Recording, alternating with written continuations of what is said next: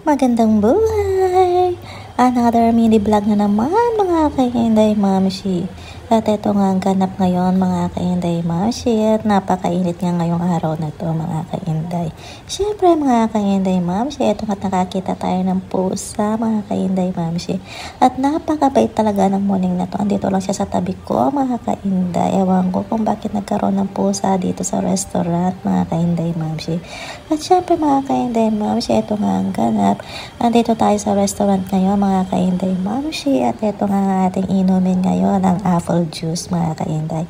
At hindi mawawala ang ating salad-salad. Alam nyo naman sa mga restaurant dito sa Israel ay talaga namang may binibigay ng mga salad-salad sa first dish mga ka-Inday Mamshi. Pero yung iba nag-order sila kung ano gusto nilang salad-salad mga ka-Inday. At ito nga ang aking kinain ngayon mga ka-Inday Mamshi, ang pizza mushroom mga ka-Inday Mamshi. Pauwi na rin kami mga ka-Inday Mamshi dahil nga ngayong araw na to ay busy day kami ng aking lolo mga ka-Inday. Pagkatapos namin kumain sa restaurant, uuwi lang kami sa bahay at tapos magpapahinga.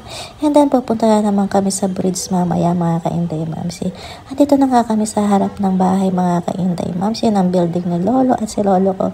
Hinihintay ko na lang lumabas ng taxi mga ka-Inday Mamshi dahil nga meron siyang sinasabi sa taxi driver namin na restaurant na gusto niyang puntahan. Kinakausap ni lolo ko yung taxi ngayon mga ka-Inday. At pagkatapos nga namin magpahinga ng tanghali mga ka-Inday Mamshi, andito naman na rin kami sa bridge ng aking lolo. Bumaba nga pala ako para bumili ng iced coffee mga ka-Inday Mamshi.